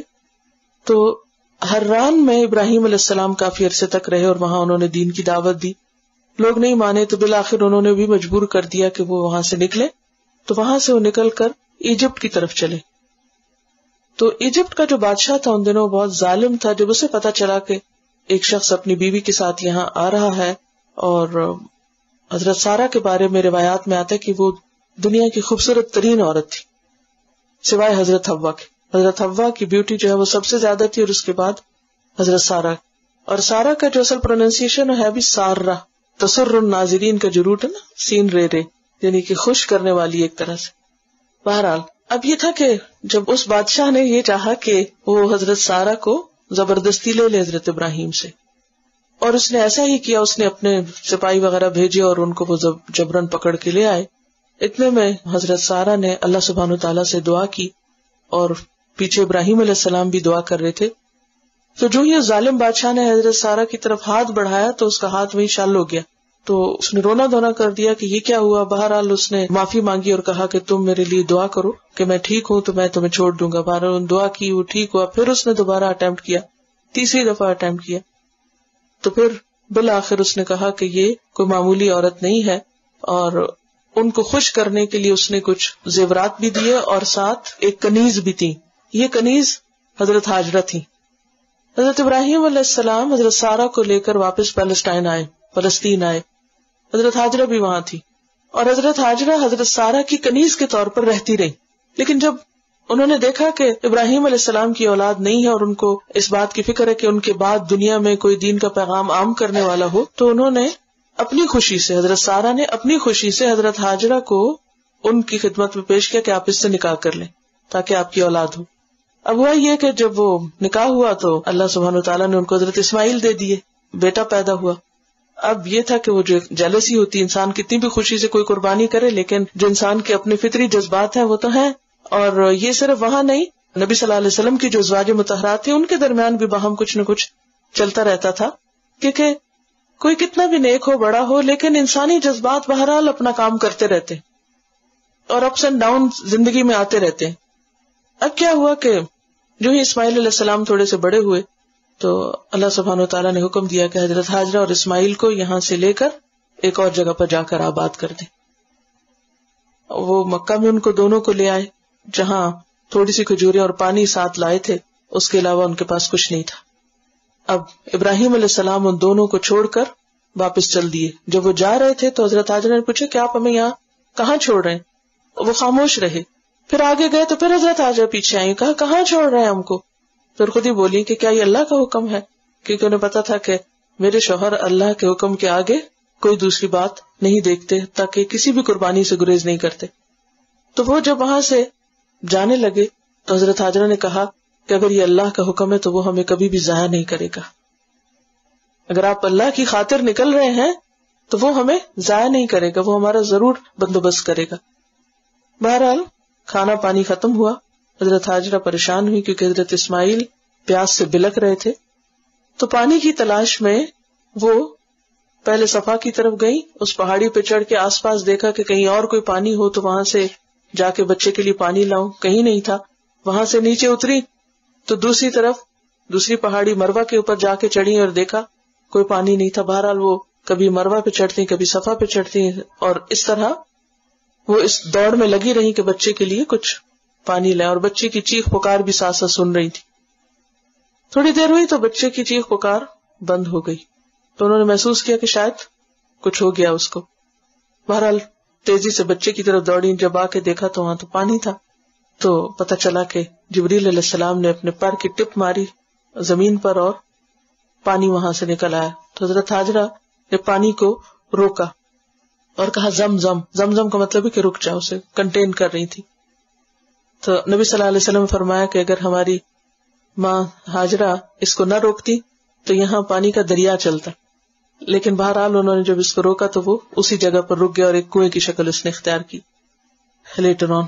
تو یہ جو حضرت ہاجرہ کا اللہ کی رضا پہ راضی ہونا تھا اور اپنے شوہر کے ساتھ ایک حسن معاملہ کرنا اور اس قربانی کے لیے تیار ہونا اور بغیر کسی شکوے شکایت کے اپنا کام کرتے چلے جانا، کیونکہ پیچھے آزمائش کی بات ہوئی تو یہاں آزمائش کی مثال سامنے آئی اور آزمائش پر صبر کرنے کا عملی رحمتیں جو آتی ہیں، یعنی جو صبر کرنے کا وعدہ اللہ نے کیا ہے کہ ایسے لوگوں پر رحمتیں نازل ہوں گی اور نوازشیں ہوں گی، اس کا عملی نمونہ اس آیت میں بتا دیا گیا کہ دیکھو کہ کس طرح اللہ نے اس خاتون کی بھاگ دوڑ کو قبول کیا، اس کے صبر کو، کیونکہ شوہر کے بغیر رہنا، نان نفقے کے بغیر رہنا اور بالکل ایک ویرانے میں رہنے کو قبول کر لینا صرف اس بات پر کہ یہ اللہ کا حکم ہے تو میں راضی، تو اس پر اللہ نے دنیا میں ہی ان کو قبول کر لیا. اور جہاں وہ چڑھی تھی انہیں کیا کہا گیا؟ شاعر اللہ. اللہ نے ان کو اپنی نشانیاں قرار دیا، یعنی ان کو پسندیدہ مقامات قرار دیا. حالانکہ وہ کیا تھا؟ ایک عورت کی دوڑ تھی. ہم بھی دوڑتے رہتے ہیں، گھر سے کام پہ، کام سے گھر پہ، بہت دوڑیں لگتی ہیں، لیکن ہماری دوڑیں صرف دنیا کے لیے، دین کے لیے نہیں، اللہ کی خاطر نہیں. وہ اللہ کے ایک حکم پر صبر و شکر کے ساتھ، بغیر کسی آرگیومنٹ، بغیر کسی حجت اور بغیر کسی ایسی تکلیف دہ بات کے سر تسلیم خم. تو جہاں حضرت ابراہیم اور اسماعیل نے اللہ کا گھر بنایا اور وہ خانہ کعبہ اللہ کی نشانی قرار پایا، تو بالکل اس کے ساتھ ہی حضرت ہاجرہ کی دوڑ کی وجہ سے دو پہاڑیوں کو اللہ نے اپنی نشانیاں کہا. فرمایا ان الصفا والمروۃ من شعائر اللہ فمن حج البیت واعتمر فلا جناح علیہ ان یطوف بہما. تو حج اور عمرہ کرنے والوں کے لیے کوئی حرج نہیں کہ وہاں طواف کرے، کیونکہ یہ پہاڑیاں اساف اور نائلہ کے لیے نہیں جو دور جاہلیت کے بت تھے جو ان پہ رکھے گئے تھے، بلکہ اس سے پہلے حضرت ہاجرہ کے اس عمل کی یادگار ہے. ومن تطوع خیرا، اور جو خوشی سے نیکی کرے، یعنی جو چیز اپنے دل کی خوشی سے کوئی کرے، اللہ کی اطاعت کرے، فإن اللہ شاکر علیم، تو بے شک اللہ تعالیٰ قدردان ہے، علم والا ہے. یعنی اللہ کسی کی نیکی کو ضائع نہیں کرتا، کسی کی کوشش کو ضائع نہیں کرتا، وہ کسی کی قربانی کو رائیگاں نہیں جانے دیتا، وہ قبول کرتا ہے. اور اللہ عمل کرنے والے کو اس کے عمل سے بڑھ کر دیتا ہے. یہی ہے اللہ کا شاکر ہونا. یعنی اللہ شکر گزار ہے نہیں، بلکہ کیا مانے؟ قدردان ہے. کیوں؟ شکر اصل میں کیا ہوتا ہے؟ کسی کی نیکی کو ایکنالج کرنا، اس کا اعتراف کرنا، یعنی کہ اللہ کی طرف سے اگر ہو اور بندوں کی طرف سے ہو تو اللہ کی نعمت کا اقرار کرنا اور پھر عمل سے اس کا اظہار کرنا. تو اللہ سبحانہ و تعالیٰ بھی پھر قدردانی کے بعد کیا کرتے ہیں کہ اس پر ایک نیکی کا اجر 10 گنا تو کم از کم دیتے ہیں، بعض اوقات 700 گنا بھی دیتے ہیں، اور بعض اوقات اس نیکی کو لوگوں کے لیے ایک نمونہ بنا دیتے ہیں کہ آنے والی نسلیں اس کی یاد تازہ کرتی رہیں. اور علیم کا مطلب یہ ہے کہ اللہ سب کچھ جانتا ہے، کیا کس کے دل میں ہے، کون کس جذبے سے کام کر رہا ہے، کون کیسی کوششیں کر رہا ہے، سب اس کو معلوم ہے. اور ویسے بھی بات یہ ہے کہ ایک اور جگہ پر سورۃ الحج آیت 32 میں آتا ہے وَمَن يُعَظِّمْ شَعَائِرَ اللَّهِ فَإِنَّهَا مِن تَقْوَى الْقُلُوبِ، جو اللہ کی نشانیوں کی تعظیم کرتا ہے تو وہ دلوں کے تقوی میں سے ہے، اور دلوں کے حال اللہ کو معلوم ہے. تو ان جگہوں کی حرمت کا خیال رکھنا، ان جگہوں کو آباد کرنا، ان جگہوں پر اللہ کا حکم مان کر جانا، یہ سب کیا ہے؟ ان نشانیوں کا احترام ہے. اس کے علاوہ بھی جو اور نشانیاں ہیں جو اللہ کی یاد دلاتی ہیں وہ کیا ہے؟ جیسے قرآن مجید ہے، اذان ہے، نماز ہے، ان سب چیزوں کا ادب اور احترام لازم ہے. افسوس کے ساتھ کہنا پڑتا ہے کہ انسان نے جو ترقی کی ہے، یعنی مادی ترقی کی ہے، تو ریلیجن دینی شاعر اس کی نظر میں کم ہو گئے. یعنی پہلے زمانے میں بھی لوگ شرک کرتے تھے، غلط کام کرتے تھے، لیکن نعوذ باللہ اللہ کے بارے میں یا اللہ کے دین کے بارے میں ایسی بدزبانی اور ایسی بد اخلاقی نہیں برتتے تھے. اب یہ جو ذہنی آزادی اور فکری آزادی کا جو دور آیا ہے کہ انسان کو آزادی دے دی گئی سو کالڈ کہ وہ جو چاہے بولے، جو چاہے کرے، جو چاہے لکھے، تو اس کے نتیجے میں آپ دیکھیں کہ آج کے دور میں کوئی چیز سیکرڈ نہیں رہی. آپ چاہیں تو قرآن کو کرٹیسائز کریں، آپ چاہیں تو نعوذ باللہ اللہ کے بارے میں جو چاہے لکھیں، چاہیں تو کسی پروفٹ کا مذاق اڑائیں، کارٹون بنائیں، چاہیں تو آپ کسی بھی چیز کے ساتھ کوئی سلوک کریں، اور اس کو پروٹیکٹ کیا جاتا ہے کیا کہہ کے؟ Freedom of speech. یہ کیسی فریڈم آف سپیچ ہے کہ جس کے ذریعے کسی عزت والے کی عزت نہ رہے، اور وہ جو سب سے زیادہ عزت کا مستحق ہے، تعظیم کا مستحق ہے، محبت کا مستحق ہے، انسان اسی کا مذاق اڑانے لگے یا اس کے دین کا مذاق اڑانے لگے. تو کسی مسلمان کو یہ زیب نہیں دیتا کہ وہ اللہ کے بارے میں، دین کے بارے میں، دینی شاعر کے بارے میں صرف فریڈم آف سپیچ کے نام پر کوئی بھی غلط بات کرے. اور جو لوگ اللہ کو نہیں مانتے، کسی دین کو نہیں مانتے، اگر وہ ایسا کرے تو وہ پھر بھی انسان سوچتا ہے کہ ان کا تو کوئی ایمان ہی نہیں ہے. لیکن زیادہ افسوس کی بات اس وقت ہے کہ جب خود مسلمانوں کی اولادیں اور خود مسلمانوں کے گھروں میں ایسے لوگ موجود ہوں کہ جو اس فریڈم کے نام پر ہر چیز کا مذاق اڑائیں یا ان کو غلط ثابت کریں یا ان کی تحقیر کریں اور ان کو غلط طریقے سے کرٹیسائز کریں. اللہ کی تخلیق میں انسان کوئی کجی نہیں پاتا. کجی کا کیا مطلب ہے؟ کوئی ٹیڑھا پن. آسمانوں کی تخلیق دیکھے، زمین کی ہر چیز کے اندر اپنی حکمتیں ہیں، اور آسمان سے زمین تک کی ہر چیز ایک دوسرے سے کوآرڈینیٹ کر رہی ہے. جس رب کی ساری تخلیق میں کوئی کجی نہیں، اس کے دین میں کیوں کجی؟ اس کے دین میں بھی کوئی کجی نہیں. بات یہ ہے کہ اس کے بہت سے احکامات ہماری عقل میں نہیں آتے، یا ہماری عقل میں جب ٹیڑھ ہو گئی یا ہماری اپنی نگاہ میں جب ٹیڑھا پن آیا تو سیدھی چیز بھی ہم کو ٹیڑھی نظر آنے لگی. تو اس لیے دین کا تقاضا کیا ہے کہ ہم کیا کریں؟ جو بھی اللہ نے احکامات دیے ان پر خوشی سے عمل کریں. وَمَن تَطَوَّعَ خَيْرًا، جو والنٹریلی اپنے دل کی خوشی سے اچھے کام کرے گا تو وہ یاد رکھے فَإِنَّ اللَّهَ شَاكِرٌ عَلِيمٌ، اللہ بھی اس کی قدردانی کرے گا اور وہ اس کے بارے میں جانتا ہے اور اس کو بہترین اجر اس کا عطا کرے گا. تو آخر میں یہ جو دو صفات ہے نا، شاکر اور علیم، دونوں ساتھ ساتھ ہے. کیوں؟ تاکہ انسان مطمئن رہے کہ اس کا اجر ضائع نہیں ہوگا، اس کو اپریشیٹ کیا جائے گا، اس کی قدردانی کی جائے گی.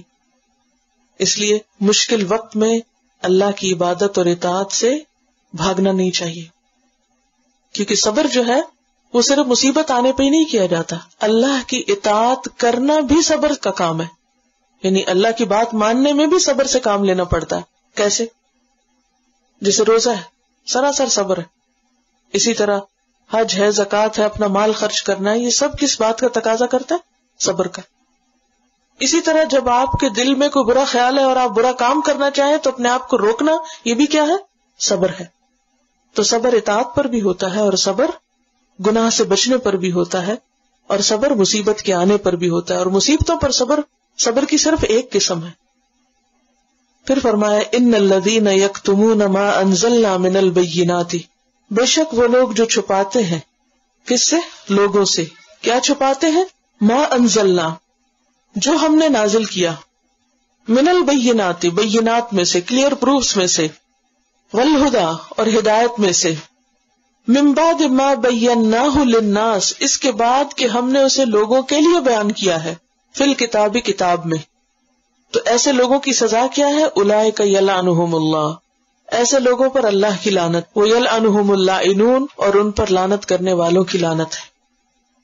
تو اس سے کیا پتہ چلتا ہے کہ علم کا چھپانا کبیرہ گناہوں میں سے اور انسان کو لعنت کا مستحق بناتا ہے. یہاں ان لوگوں کی بات کی جا رہی ہے جنہیں کتاب دی گئی تھی، علماء یہود خاص طور پر. لیکن انہوں نے کیا کیا؟ لوگوں سے اس کتاب کے اندر بہت سی ایسی باتیں جو لوگوں کے لیے اللہ نے بیان کی تھی وہ لوگوں کو نہیں پہنچائیں، ان کو چھپا دیا. مثلا نبی صلی اللہ علیہ وسلم کی آمد کی نشانیاں اور اسی طرح کی کچھ اور چیزیں جو ان کے اپنے مفادات کے خلاف جاتی تھی وہ انہوں نے نہیں بتائیں. اور اسی طرح کچھ علم نافع، والہدا سے مراد کیا ہے؟ فائدہ مند علم جس سے لوگوں کو بینیفٹ ہو سکتا ہے، اسے نہیں دیا، حالانکہ اللہ نے اسے لوگوں ہی کے لیے بھیجا تھا کتاب میں. تو ایسے لوگوں پر اللہ کی لعنت ہوئی، وہ اللہ کی رحمت سے دور ہو گئے اور ملائکہ اور باقی مخلوق ان پر لعنت بھیجنے لگی. پھر یاد رکھیے کہ یہ صرف کسی ایک خاص گروپ کے بارے میں نہیں آیت. جو بھی کوئی ایسا کرے، ان الذین یکتمون، جو بھی کوئی چھپائے، کیا؟ ما انزلنا من البینات، بینات میں سے جو اللہ نے اتارا. کہاں پر اتارا؟ قرآن میں اتارا، جو کلیئر پروفس ہیں. والہدا، اور فائدہ مند علم. من بعد ما بیناہ للناس، جو اللہ نے بیان کیا لوگوں کے لیے، بھیجا ہی لوگوں کے لیے، فی الکتاب، کتاب میں. تو بات یہ کہ علم کا چھپانا دو طرح ہوتا ہے، ایک ہوتا ہے زبان حال سے اور ایک ہوتا ہے زبان قال سے. زبان حال سے چھپانا کیا ہے؟ مثلاً آپ کسی کو دیکھتے ہیں کہ کوئی غلط کام کر رہا ہے، تو ایسے موقع پر آپ کا کیا فرض بنتا ہے کہ آپ اس کو بتائیں، کیونکہ اس بندے کا حال تقاضا کر رہا ہے کہ آپ اس کو صحیح ڈائریکشن دیں. مثلا کوئی شخص کسی قبلے کو فالو کرنے کے بعد کسی اور طرف نماز پڑھ رہا ہے، تو اب آپ کے پاس نالج ہے کہ قبلہ کس طرف ہے، تو آپ کو کیا فرض بنتا ہے؟ پڑھے تو پڑھے، ہماری بلا سے ہمیں کیا؟ نہیں، آپ کے اوپر اس کو کیا لازم ہے کہ اپنے علم کو نہ چھپائیں اور آپ اس کو نماز کی حالت میں بتا دیں کہ آپ رخ دائیں طرف یا بائیں طرف کر لیں. اسی طرح بعض اوقات کوئی شخص آپ سے سوال کرتا ہے، آپ سے پوچھتا ہے، تو سستی کے مارے آپ اس کو نہ بتائیں، یا یہ کہ آپ کہیں اچھا مجھ سے نہیں کسی اور سے جا کے پوچھ لو، میں نہیں بتاتا. یا اس لیے نہ بتائیں کہ اچھا میں نے اس کو بتایا اور اس کو بھی پتہ چل گیا تو یہ میرے برابر ہو جائے گا، پھر میرے پاس جو خاص علم ہے جس کی وجہ سے میں دوسروں سے فوقیت رکھتا ہوں وہ نہیں رہے گی. تو ایسے تمام کام کیا ہیں؟ اللہ کے نزدیک سخت ناپسندیدہ. اور یہ ہے زبان قال سے، یعنی پوچھنے والے سے علم کو چھپانا، تو یہ بھی جائز نہیں ہے. حدیث میں آتا ہے، عن ابی ہریرہ ان رسول اللہ صلی اللہ علیہ وسلم قال من سئل عن علم فکتمہ الجمہ اللہ عز وجل بلجام من نار. جس سے کوئی علم کی بات پوچھی جائے اور وہ نہ بتائے، اس نے اس کو چھپا دیا، ایسے شخص کو اللہ آگ کی لگام پہنائیں گے. لگام آپ کو معلوم ہے نا، جو گھوڑے کے منہ میں ڈالی جاتی ہے اس کو کنٹرول کرنے کے لیے. تو اس کے منہ میں آگ کی لگام ہوگی، کس کے؟ جس سے کوئی علم کی بات پوچھی جائے اور اسے پتہ بھی ہو، جواب آتا بھی ہو، اور وہ صرف کسی بھی وجہ سے، خواہ وہ بخل ہو، خواہ وہ کوئی بھی سستی ہو یا کچھ، وہ نہ بتائے. ہاں، صرف ایکسیپشنل صورت یہ ہے کہ بعض اوقات کسی کا سوال ایسا ہوتا ہے کہ اگر آپ اس کو اس وقت جواب دیں تو وہ اس کے لیے فتنہ بن جائے، کیونکہ وہ اسے لینے کے قابل نہیں ہوتا ابھی.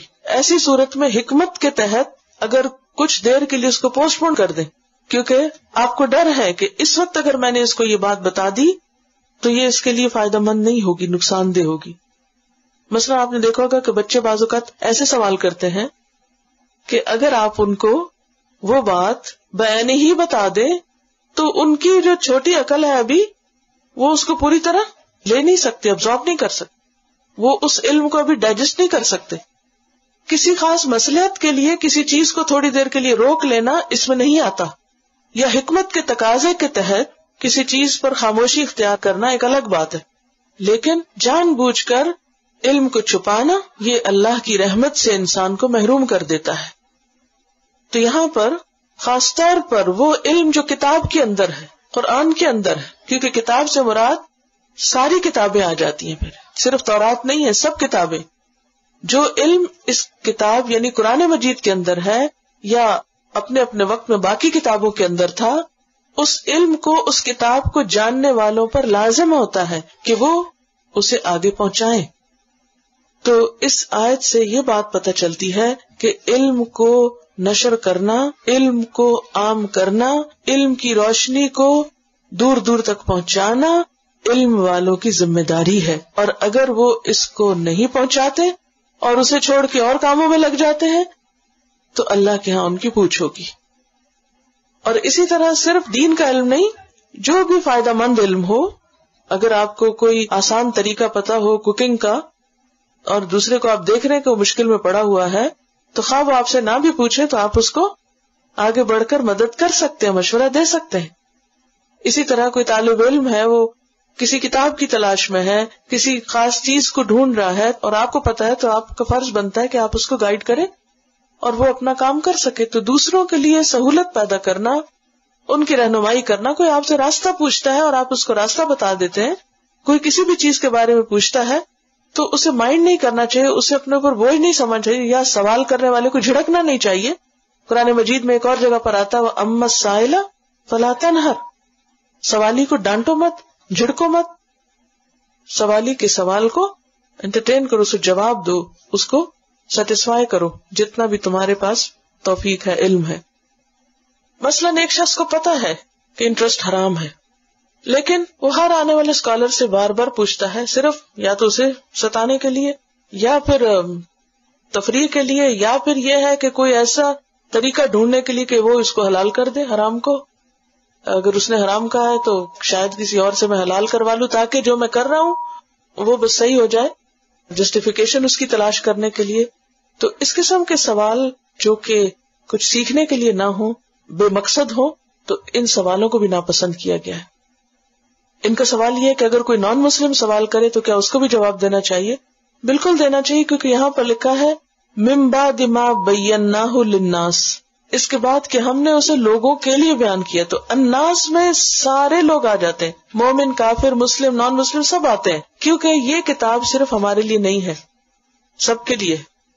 کیونکہ بعض اوقات کسی کا سوال واضح نہیں ہوتا، بعض اوقات کسی کا سوال بے وقت ہوتا ہے، بعض اوقات کسی کا سوال انیڈیکویٹ ہوتا ہے.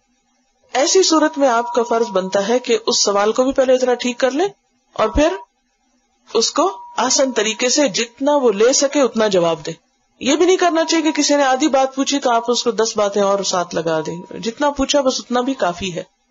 مثلاً حدیث جبریل دیکھیے، حضرت جبریل علیہ السلام آ کر نبی صلی اللہ علیہ وسلم سے سوالات کرتے ہیں، اور یہ سیکھنے سکھانے کا ایک طریقہ تھا. تو جبریل علیہ السلام جب سوال کرتے ہیں کہ اسلام کیا ہے، ایمان کیا ہے، احسان کیا ہے، اور نبی صلی اللہ علیہ وسلم اس کا جواب دیتے ہیں، تو آپ کے جوابات دیکھیے کہ کتنے بریف، ٹو دا پوائنٹ اور سوال کے عین مطابق تھے، فالتو باتیں نہیں تھی اس میں. تو سوال کا جواب سوال کے مطابق ہونا چاہیے، ضرورت کے مطابق ہونا چاہیے، اور دوسرے کی تسلی کی کوشش کرنی چاہیے. ایک اور بات یہ ہے کہ اگر آپ کو جواب نہیں آتا تو اس وقت بلا وجہ کچھ نہ کچھ بولنے سے پرہیز کیجیے. خاموشی اختیار کرنے کی بجائے کہیے کہ میں نہیں جانتا. امام مالک کے پاس ایک شخص بہت دور دراز کا سفر کر کے آیا، اور اس نے امام مالک کی بہت تعریف سنی تھی کہ ان کے پاس بہت علم ہے. اب اس نے آ کے ان سے ایک سوال پوچھا تو کہنے لگے لا ادری. اس نے دوسرا پوچھا تو آپ نے کہا لا ادری. تو وہ سٹ پٹا گیا کہ میں تو اتنی تعریف سن کے آیا تھا اور آپ ہر سوال کے جواب میں کہہ رہے کہ مجھے نہیں معلوم. تو بات یہ ہے کہ ہاں آپ کی کتنی بھی شہرت ہو کہ آپ بہت نالجبل ہیں، ضروری نہیں کہ آپ ہر چیز جانتے ہو، کیونکہ صرف اللہ کی ذات ایسی ہے کہ جو علیم ہے. بندے جو ہیں ان کے فوق کل ذی علم علیم، ہر علم والے پر کوئی اور علم والا ہے، کسی کا بھی علم کامل نہیں ہے. وَأَنَّ اللَّهَ قَدْ أَحَاطَ بِكُلِّ شَيْءٍ عِلْمًا، اللہ ہی ہے جو ہر چیز کے علم کا احاطہ کرتا ہے. بندوں کے پاس کمپلیٹ مکمل نالج نہیں ہوتا، اس لیے ان سے بہت توقع بھی نہیں رکھنی چاہیے. اور اگر جواب نہ آتا ہو تو کبھی شرم اور آر بھی محسوس نہیں کرنی چاہیے یہ کہنے میں کہ میں نہیں جانتا. اس میں انسان کی عزت اور سلامتی ہے. پھر اسی طرح یہ بھی ہوتا ہے کہ جو بتانے والے ہیں، جہاں نہ بتانے والوں پہ لعنت بھیجی گئی ہے وہاں بتانے والوں کا بھی جزا بتائی گئی ہے. ایک حدیث میں آتا ہے کہ آسمان اور زمین کی ہر چیز، حتیٰ کہ سمندر میں مچھلیاں تک، علم سکھانے والے کے لیے دعائیں کرتی ہیں. اور یہ چھوٹی سی بشارت ہے، کتنی بڑی بات ہے. آسمان و زمین کی ہر چیز، حتیٰ کہ سمندر کی مچھلیاں بھی اس شخص کے لیے دعائے استغفار کرتی ہیں، اس کی بخشش مانگتی رہتی ہیں جو لوگوں کو خیر سکھائے. معلم الناس الخیر. تو ایک طرف علم کا سکھانا بے حد فائدہ مند ہے، دوسری طرف علم کا چھپانا انسان کو لعنت کا مستحق بنا دیتا ہے. یعنی ایک تو یہ کہ کوئی غلط کر رہا ہے اس نے پوچھا کچھ نہیں، لیکن دوسرا یہ کہ کوئی پوچھتا ہے آپ سے تو وہ قول ہے، یعنی بول کے کہہ رہا ہے. جس پہ میں نے وہ حدیث بھی سنائی تھی کہ جس سے سوال کیا جائے اور اسے چھپائے تو قیامت کے دن اس کے منہ میں آگ کی لگام دی جائے. علماء یہود کے بارے میں کہا گیا ہے کیونکہ جب لوگ ان سے پوچھتے تھے کہ یہ اللہ کے رسول ہیں، یہ سچے ہیں، حالانکہ تورات میں واضح طور پہ آپ کی نشانیاں لکھی ہوئی تھی اور انہوں نے پہچان بھی لیا تھا، جیسے پیچھے گزرا ہے کہ وہ آپ کو اس طرح پہچانتے ہیں جیسے اپنے بیٹوں کو پہچانتے ہیں، لیکن پھر بھی وہ اس کا اقرار نہیں کرتے تھے، لوگوں کو صحیح گائیڈ نہیں کرتے تھے، اس کو چھپا جاتے تھے. آج بھی آپ دیکھیں، افسوس کے ساتھ یہ کہنا پڑتا ہے کہ دینی تعلیم جہاں ہوتی ہے وہاں بھی عام طور پر قرآن پر فوکس کم کیا جاتا ہے. تو یہاں جس چیز کا حکم دیا جا رہا ہے وہ کیا ہے؟ من بعد ما بیناہ للناس فی الکتاب، الکتاب کی جو تعلیم ہے اس کو عام کرنے کی ضرورت ہے. ما انزلنا من البینات والہدی، تو جو اللہ نے کلیئر پروفز کتاب کے اندر دیے ہیں اس کتاب کو لوگوں تک پہنچانا لازم ہے. الا الذین تابوا، مگر وہ لوگ جو توبہ کر لیں، اور توبہ کا لفظی معنی ہوتا ہے رجوع کرنا، یعنی جو اپنی اس غلطی سے باز آ جائیں. وَأَصْلَحُوا، اور اصلاح کر لیں. اور اصلاح کس کو کہتے ہیں؟ خرابی اور بگاڑ کے بعد اس بگاڑ کو دور کرنا، یعنی اپنا عمل درست کر لیں، لوگوں کو بتانا شروع کر دیں. وَبَيَّنُوا، اور بیان کریں جو وہ چھپاتے تھے، اس کو ظاہر کریں، لوگوں کے سامنے لائیں. فَأُولَئِكَ أَتُوبُ عَلَيْهِمْ، ایسے ہی لوگوں پر میں مہربان ہوں گا، میں ان کی توبہ قبول کر لوں گا. وَأَنَا التَّوَّابُ الرَّحِيمُ، اور میں بہت زیادہ توبہ قبول کرنے والا مہربان ہوں. تو اس سے کیا پتہ چلتا ہے کہ اگر کوئی شخص ماضی میں ایسا کرتا رہا ہو کہ لوگوں سے علم چھپاتا رہا ہو، یا علم حاصل کرنے کے بعد اس نے اسے آگے نہ پہنچایا ہو، تو جب اسے احساس ہوا کہ وہ غلطی پر ہے اور وہ توبہ کر لے اور اس پچھلے بگاڑ کی بھی اصلاح کرے، اور اس کے بعد جو چھپایا ہے اس کو کھول کے سامنے رکھ دے، تو توبہ قبول ہوگی. کیونکہ توبہ کی قبولیت کی کچھ شرائط ہیں. یہاں صرف توبہ نہیں کہی، 3 چیزیں کہی گئی. کیا کیا؟ توبہ، اصلاح اور بیان. توبہ کی شرائط کیا ہے؟ نمبر 1 اخلاص، کہ اللہ کے لیے توبہ کی جائے، بندوں کو دکھانے کے لیے نہیں. نمبر 2 اپنے گناہ پہ ندامت. نمبر 3 گناہ کو چھوڑ دینا، ترک گناہ. نمبر 4 آئندہ اس گناہ کے نہ کرنے کا وعدہ. نمبر 5 توبہ کے وقت کے اندر توبہ کرنا، جب موت کا وقت آئے تو توبہ قبول نہیں ہوتی، یا سورج جب مغرب سے نکلے گا تو توبہ قبول نہیں ہوگی.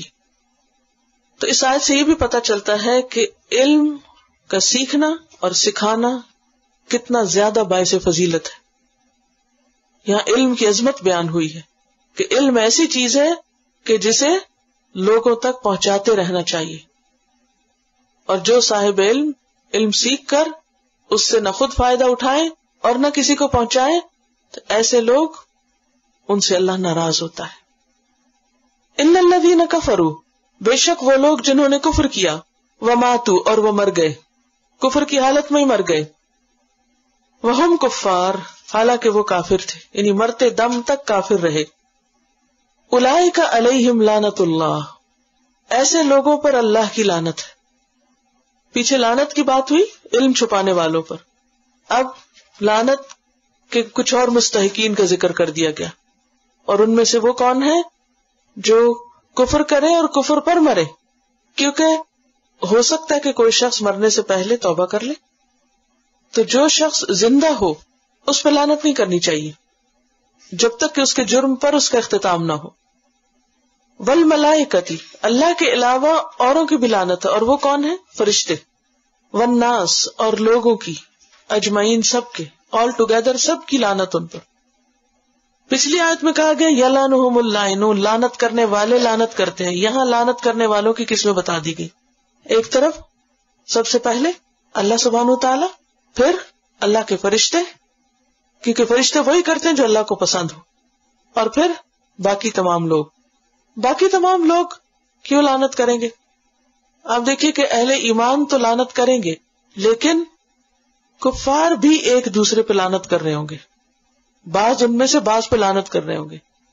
جہنم میں جب ایک جماعت داخل ہوگی اور اس کے پیچھے دوسری آئے گی تو وہ اس کو پہلی والی دوسری کو لعنت کرے گی، وہ ایک دوسرے کو ملامت کر رہے ہوں گے، ہر ایک کو اپنی غلطی نظر آ جائے گی اور دوسرے کی بھی، لہذا وہ آپس میں لڑائی جھگڑے شروع کر دیں گے۔ تو اللہ کی ذات کا انکار، اس کی صفات کا انکار، اللہ کے رسول کا انکار، اس کی کتاب کا انکار، تو کفر کی جتنی بھی قسمیں ہیں وہ انسان کے لیے وبال جان ہے، اور کفر میں مرنے کی سزا لعنت ہے، اللہ کی رحمت سے دوری۔ لعنت کیا ہے؟ اللہ کی رحمت سے دوری۔ سورۃ البقرہ کی آیت 217 میں بھی یہ مضمون دہرایا گیا، وَمَن يَرْتَدِدْ مِنْكُمْ عَنْ دِينِهِ، جو تم میں سے اپنے دین سے مرتد ہو جائے، پھر جائے، فَيَمُتْ، پھر وہ مر جائے، وَهُوَ كَافِرٌ، اس حال میں کہ وہ کافر ہو، فَأُولَئِكَ حَبِطَتْ أَعْمَالُهُمْ فِي الدُّنْيَا وَالْآخِرَةِ، ایسے لوگوں کے اعمال دنیا اور آخرت میں برباد ہو گئے۔ وَأُولَئِكَ أَصْحَابُ النَّارِ، اور یہی لوگ آگ کے ساتھی ہیں، ہم فیہا خالدون، اس میں وہ ہمیشہ رہیں گے۔ اور اگلی آیت میں بھی فرمایا خالدین فیہا، اس میں ہمیشہ رہنے والے ہیں۔ کس میں؟ اس جہنم میں، اس لعنت میں۔ لا یخفف عنہم العذاب، ان سے عذاب ہلکا نہ کیا جائے گا، ایک لمحے کے لیے بھی ان کو سانس لینے کی مہلت نہ ہوگی، بلکہ اس کے برعکس سورۃ النبا میں آتا ہے فلن نزیدہم الا عذابا، ہم ان کے عذاب میں اضافہ ہی کرتے چلے جائیں گے، نہ زیادہ کریں گے ہم ان کو مگر عذاب میں۔ ولا ہم ینظرون، اور نہ وہ مہلت دیے جائیں گے، یعنی ان کو تھوڑی سی بریک بھی نہ ملے گی، کنٹینیوس پین میں ہوں گے۔ دنیا میں تو ایسا ہوتا نا، جب پین ایک ہاتھ سے بڑھنے لگتی انسان بے ہوش ہو جاتا، اس کو پتہ ہی نہیں چلتا کہ اس کے اوپر کیا گزری۔ وہاں کوئی بے ہوش نہیں ہوگا، اور نہ ہی کسی کو تھوڑی سی بھی مہلت ملے گی، وہ لوگ جو سزا کے مستحق ٹھہرے۔ قرآن پاک میں سورۃ غافر ہے، سورۃ المؤمن جس کو بعض مصاحف میں لکھا گیا ہے، اس کی آیت نمبر 49 اور 50، 49 اور 50 پڑھیے۔ اس میں یہ بیان کیا گیا ہے وَقَالَ الَّذِينَ فِي النَّارِ لِخَزَنَةِ جَهَنَّمَ، وہ لوگ جو آگ میں جا چکے ہوں گے وہ جہنم کے داروغہ سے کہیں گے، کیا نام ہے اس کا؟ مالک جی، ادعوا ربکم، اپنے رب سے دعا کرو، یخفف عنا یوما من العذاب، کہ ہمارے عذاب میں ایک دن کی تخفیف کر دے، ایک دن ہلکا کر دے، یہ نہیں کہیں گے کہ نہ دے، کم کر دے، ایک دن۔ جیسے ہم 6 دن کام کریں تو کیا چاہتے ہیں؟ ایک دن آرام کریں۔ تو اہل جہنم بھی کیا کہیں گے؟ ایک دن عذاب ہلکا ہو جائے، یوما من العذاب۔ قالو، تو وہ جہنم کے داروں کے کیا کہیں گے؟ اولم تک تأتیکم رسلکم بالبینات، کیا تمہارے پاس تمہارے رسول کھلی نشانیاں لے کے نہیں آئے تھے؟ تمہیں کسی نے ہدایت نہیں دی تھی؟ جہنم والے کہیں گے قالو بلا، کہیں گے ہاں۔ تو پھر وہ ان سے کہیں گے اچھا اگر تمہیں پتا تھا، قالو فدو، تو پھر اب تم خود ہی دعائیں کرو۔ وما دعاء الکافرین الا فی ضلال، اور کافروں کی دعا دلال کے سوا کچھ فائدہ نہ دے گی، یعنی ان کی دعا بھٹک جائے گی، اپنے نشانے پہ نہیں پہنچے گی، یعنی قبول نہیں ہوگی۔ تو وہاں ان کا دعائیں کرنا، رونا، چیخنا، فریادیں کرنا کچھ کام نہ آئے گا، وہ ہمیشہ ہمیشہ کے لیے سزا میں پہنچ جائیں گے۔ تو یہ کوئی چھوٹی سی بات نہیں ہے، جو شخص ساری زندگی اللہ کو جھٹلائے، اللہ کی باتیں جھٹلائے، تو پھر اس کی بھی ساری زندگی سزا میں گزرے گی۔ کئی لوگ کہتے ہیں نا ہمیشہ کیوں سزا میں رہیں گے، کیونکہ اس نے بھی تو جتنا اس کو زندگی کی مہلت ملی تھی اس نے اللہ کی نافرمانی میں گزاری، اللہ کے انکار میں گزاری، بہت بڑا جرم اس نے کیا اور ہمیشہ کے لیے کیا، توبہ ہی نہیں کی، تو پھر اس کی سزا بھی ہمیشہ کے لیے ہے۔ اور جو توبہ کر لے اس کے پچھلے گناہ معاف ہو سکتے ہیں۔ وآخر دعوانا ان الحمد للہ رب العالمین، سبحانک اللہم وبحمدک، نشہد ان لا الہ الا انت، نستغفرک ونتوب الیک۔ والسلام علیکم ورحمۃ اللہ وبرکاتہ۔